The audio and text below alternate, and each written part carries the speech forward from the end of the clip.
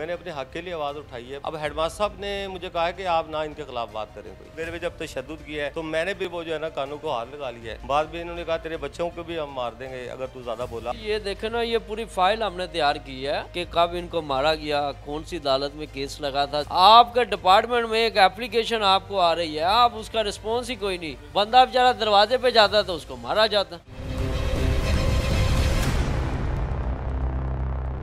अस्सलाम वालेकुम नाज़रीन, मैं हूं एडी मलिक और मेरे साथ शाहिद इकबाल साहब मौजूद हैं। शाहिद इकबाल साहब सरकारी टीचर थे और इनका गुनाह सिर्फ ये था कि स्कूल में गांव के बाअसर लोगों ने अपने जानवरों की अमाजगाह बना ली। इन्होंने उन जानवरों को बांधने वालों को रोका तो इनके अपने ही इनके ख़िलाफ़ हो गए। ये सारा मामला क्या है, क्यों शाहिद साहब को एक बार फिर मीडिया पर आकर अपनी दादरसी के लिए अपील करना पड़ रहा है, ये सारी बातें इनसे जानते हैं कि आखिरकार क्या वाक़या हुआ था और अब तक क्या पेश रफ्त हुई है। शाहिद साहब, आप स्कूल टीचर थे और आप तो तालीम बांट रहे थे, ऐसा क्या हुआ कि आपके ख़िलाफ़ ये सारे अपने हो गए? मुझे असल में थोड़ा सा ये अंदाज़ा नहीं था स्कूल में या गवर्नमेंट सेक्टर में होता क्या है, क्योंकि मैंने 89 में जब BSc की है, मेरी है double BSc physics double math के साथ ना, और फिर मेरी B.Ed भी है। मतलब मैं क्वालिफाइड बंदा हूँ। मतलब ऐसी बात नहीं कि मैं अनपढ़ हूँ या मैं नहीं समझता, ठीक है। जैसे कि लोग खुदकुशियाँ करते हैं, ये ड्रामे करते हैं, मैं ऐसा वैसा बंदा नहीं हूँ, ना ड्रामे करने वाला हूँ। मैंने अपने हक के लिए आवाज़ उठाई है। मैंने इन्हें ये कहा है कि जानवरों को बाहर बांधें आप। अच्छा, जो लोग जानवर बांधते थे वो कौन थे? वो वहाँ का क्लर्क था, चौकीदार थे। वो उनकी स्कूल का क्लर्क था? बिल्कुल, वो उनकी जागीर है, उनका थाना अपना है। अच्छा, वहाँ पे कॉलेज है, वो भी उनका अपना है। क्या नाम है उस क्लर्क का? वो हाजी गजनफर गुजर एक का नाम था। एक मुझे याद है कि मोहम्मद खालिद था जो चौकीदार था। अब हेडमास्टर साहब ने मुझे कहा है कि आप ना इनके खिलाफ बात करें कोई।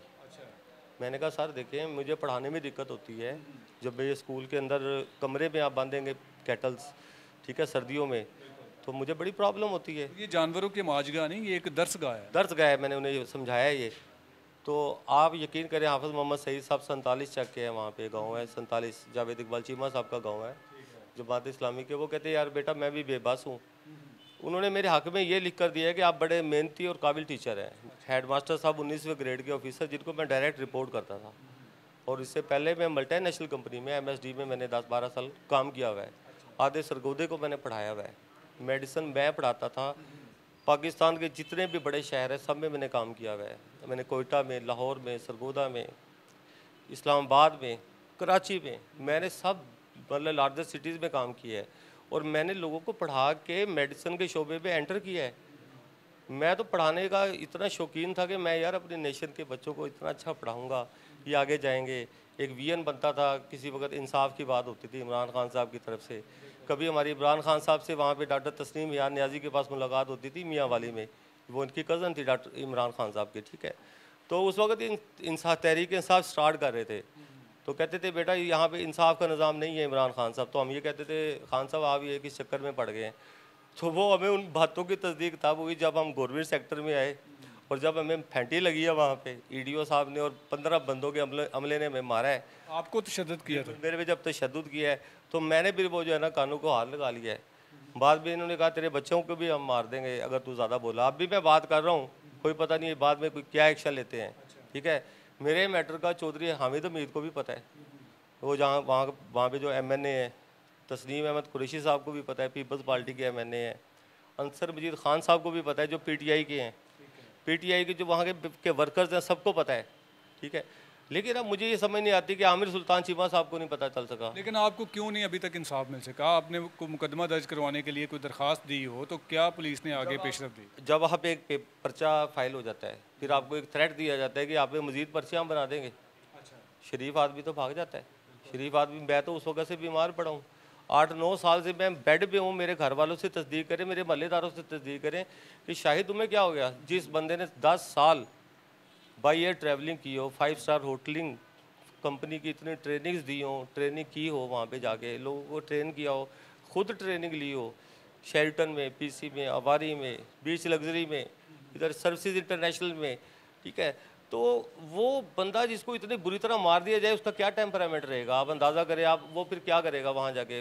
ये तो सदीकी साहब के पास मैं आया हूँ लाहौर में, इन्होंने कहा यार मैं तुम्हें फ्री लीगल एड देता हूँ, ठीक है, मैंने अपने भाई से 15-10 हज़ार पकड़े हैं, मैंने कहा यार मैं जाके ट्राई करके आता हूँ। आपने इतना शाहाना किस्म का लाइफस्टाइल गुजारा है और अब आप का जो ख्वाब था कि मैं बच्चों को तालीम देना चाहता हूँ, उसके उसे भी आपने देख लिया कि किस तरह आपको रौंदा गया, किस तरह आपको तशद्दुद का निशाना बनाया गया। आपका एक लीगल जो स्टेप था कि यहाँ पर जानवर ना बांधे जाएं, लेकिन अब तक क्या कार्रवाई हुई उन मुल्ज़मान के ख़िलाफ़?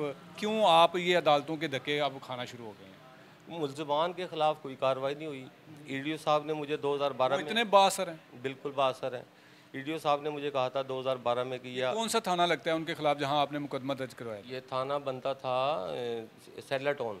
ये कहाँ पे आता है? सेटलाटोन थाना बनता है, वहाँ पे हदूद जो है सेटलाटोन की, ऑफिस भी सेटलाटोन के हदूद, डिवीज़न कौन सी लगती है? सरगोदा डिवीज़न। अच्छा, सरगोदा डिवीज़न के। डिवीज़न कुछ कर नहीं रह सकता था, मुझे पता था भी ये लोग जो है ना अब मुझे कोई काम भी नहीं करने देंगे। अदालत अब आपकी जो जॉब है वो है अभी चला रहे हैं साथ साथ कि छोड़ दी है वो? वो अभी भी मुझे, मैं पिछले दिनों मिला हूँ एक क्लर्क से वहाँ पे सरगोदा में ना, मैंने कहा यार मेरे बच्चे भूख से मर रहे हैं, मैं लोगों से मांग मांग के गुजारा कर रहा हूँ, तो लोग मतलब मेरा इतना अदब भी करते हैं सरगोदा में, लेकिन अब मैं इतना शर्मिंदा होता हूँ, मेरी जो जॉब है उसको रिस्टॉल करवाओ। तो उस क्लर्क ने मुझे मशवरा दिया कि आप जाएँ अदालत में, वहाँ पे जाके अपना बयान करें, हो सकता है अदालत आपको रिलीफ दे दे। मैं 8-9 साल से बेड पे हूँ, पूरा मोहल्ला मेरी तस्दीक करेगा। 2012 से 2013 में एक वज़ीर आला साहब ने कहा था मैं सुनूंगा आपकी अपील, लेकिन किसी ने अपील नहीं सुनने दी मेरी। ना आमिर सुल्तान चीमा साहब को पता होगा इस मैटर का, मेरा ख्याल है, ना मुनीब। क्या कहना चाहते हैं बहुत सारे लोग, जो बहुत सारे ऐसे आपके स्टूडेंट जिनको आपने पढ़ाया है, वो जब आपको इस हालत में देखेंगे तो शायद हो सकता है कि वो आपसे रब्ता करेंगे, तो क्या आप उनसे कहना चाहते हैं? मैं जस्ट एक बात कहना चाहता हूँ, इंसाफ पे कायम रहो, खड़े रहो, हत्ता कि तुम्हारी जान भी चली जाए। कभी कोई खुदकुशी का ड्रामा ना करो, कभी किसी से फ्रॉड ना करो, झूठ ना बोलो, बी ऑनेस्ट। सर आप मुझे ये बताएं कि क्या दोबारा से आपको आपकी यह जॉब बहाल हो जाती है तो आप फिर से बच्चों को पढ़ाने का सिलसिला दोबारा से शुरू करेंगे? जी क्यों नहीं, अगर आपको एक रिस्पेक्ट दी जाती है, आपको एज ए टीचर कहा जाता है पढ़ाएं, और अगर आपकी संदेह सारी असली है, ठीक है, तो मेरी तो ख्वाहिश होगी कि मेरे जो बाकी रिटायरमेंट में रहते 7-8 साल तो मैं पढ़ाऊँ बच्चों को। जाहिर है मेरे अपने बच्चे भी सफ़र कर गए हैं उसके अंदर बहुत ज़्यादा, तो मेरी तो ख्वाहिश होगी मैं पढ़ाऊँ। तो मैं अब थोड़ा सा बेहतर हुआ हूँ तो यहाँ पे लाहौर में आला हुकाम से क्या आप अपील करना चाहेंगे? मेरी सबसे ज़्यादा जो अपील है वो चौधरी परवेज़ इलाही साहब से है, इमरान खान साहब से है, कि इमरान खान साहब हम वो लोग हैं फार्मास्यूटिकल के, वो लोग हैं शाहिद कि जब आप अपनी कंपनी को बना रहे थे, 92 का आपने वर्ल्ड कप जीता था, ठीक है, 93 से लेके फिर 96 तक 98 तक भी हमारी आपसे मुलाकातें होती थी, वांडी गुंडवाला में होती थी, वहाँ पे मियाना मोहल्ला में मियावाली में मुलाकातें होती थी, तस्नीम नियाजी साहिबा के पास, गायनाकोलॉजिस्ट के पास। तो सर ये आपका इंसाफ का निज़ाम, आप स्ट्रगल कर रहे हैं, मुझे नहीं लगता कि ये कामयाब होगा। जी बिल्कुल, इनके लॉयर जो लीगल लॉयर हैं, इनके जो फ्री में लीगल एडवाइज़र बने हैं इनके और केस लड़ रहे हैं, वलीद सदीकी साहब भी मेरे साथ मौजूद हैं, उनसे भी इस केस के हवाले से थोड़ी सी बात करते हैं। और मुझे अफसोस से ये कहना पड़ रहा है कि हमारे टीचर, हमारे उस्ताद आज इस हाल तक उनको पहुंचा दिया गया है जिनसे हम तालीम हासिल करते हैं और यहाँ तक पहुँचते हैं। असल में जो हमें सिखाते हैं, जो हमें हमारी तरबियत के बारे में हमें बताते हैं, जो हम पर इतनी मेहनत करते हैं, आज वो शख्स आपके सामने बेबसी की तस्वीर बना हुआ है। मेरी आला हुकाम से अपील है कि शाहिद इकबाल साहब के साथ जुल्म करने वालों के ख़िलाफ़ फिलफौर कार्रवाई करके उनको सज़ा दी जाए और इनकी जो नौकरी इनकी छीनी गई है उसको दोबारा से बहाल करके इनको अपने जो इसका शौक़ है कि मैं बच्चों को तालीम देना चाहता हूँ, तो वलीद साहब से बात करते हैं कि कहाँ तक कार्रवाई पहुँची। जी तो नाज़रीन, मेरे साथ वलीद सदीकी साहब मौजूद हैं, उनसे जानते हैं कि शाहिद इकबाल साहब का केस आप फ्री में लड़ रहे हैं। ये आपको मैं खराज तहसीन पेश करता हूँ कि ऐसे हमारे वकला हजरात जो उन लोगों की मदद करते हैं जिनके पास केस लड़ने के लिए लाखों रुपए नहीं होते।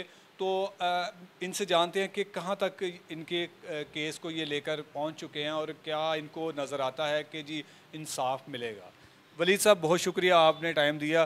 तो सर मैं आपको मुबारकबाद देता हूँ कि आप इतना नेक काम कर रहे हैं और साथ साथ आप ऐसे लोगों को इनकरेज करते हैं और इनके लिए एक अपना फोरम जो है ना वो दस्तयाब है कि कोई भी शख्स आपसे रब्ता कर सकता है जिनके पास वसाइल नहीं होते। तो शाहिद इकबाल साहब के केस को आप कहाँ तक लेके गए? सर पहले तो मैं नवाजिश हूँ कि आप ये जो अपने चैनल के थ्रू जो है शाहिद इकबाल साहब का जो पैगाम है दुनिया को दिखा रहे हैं। ये आपकी बहुत बड़ी काविश है। इसमें मैं एक बंदा नाचीज़ हूँ।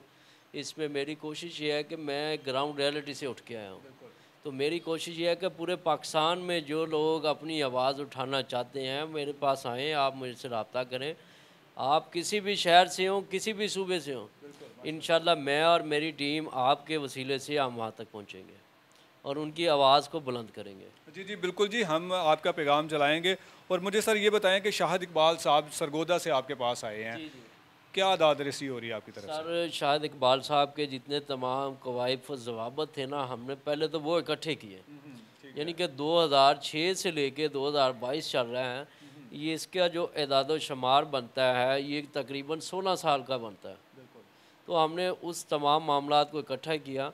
ये एक ज़िंदगी का एक हिस्सा था इनकी, वो हिस्सा हमने अब चीफ जस्टिस के सामने गोशगवार किया।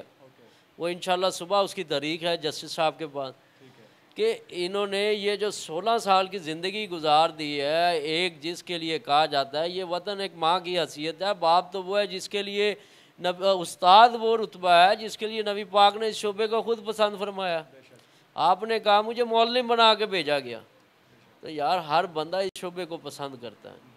तो इनके साथ क्या किया गया, सिर्फ एक क्या था कि जी आप यहाँ पे गाय भैंसे ना बांधें।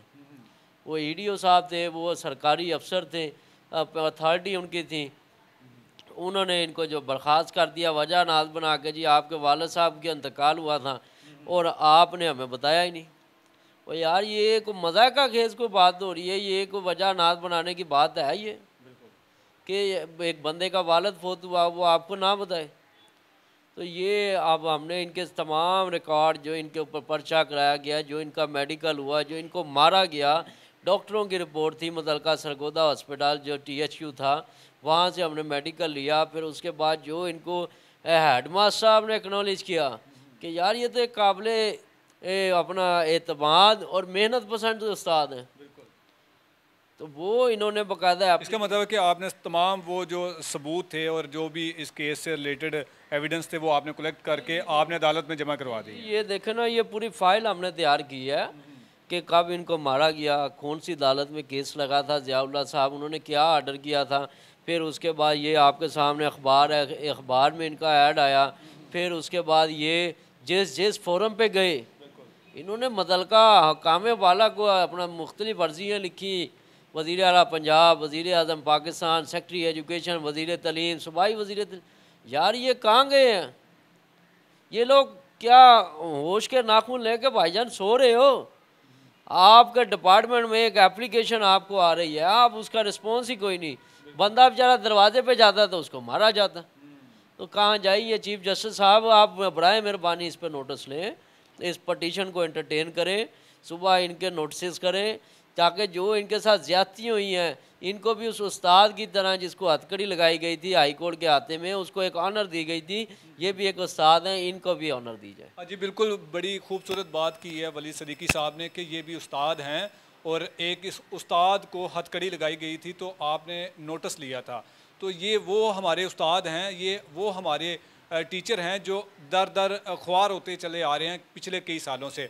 वलीद साहब का मैं एक बार फिर से शुक्रिया अदा करता हूं कि वो ऐसे लोगों की आवाज़ बनते हैं और उनके लिए वो सरगर्म हैं। अगर आपका भी कोई ऐसा मसला है और आपके पास वसाइल नहीं है तो आप वलीद साहब के साथ रब्ता कर सकते हैं, वो आपका केस फ्री में लड़ेंगे। और मुझे उम्मीद है कि इस केस में भी वलीद सदीकी साहब कामयाब होंगे। हमारे जो शाहिद इकबाल साहब जो हमारे टीचर हैं वो एक बार फिर अपने ख्वाब को पूरा करते हुए हमें नज़र आएंगे। इसी के साथ मुझे दीजिए इजाज़त। अल्लाह निगहबान।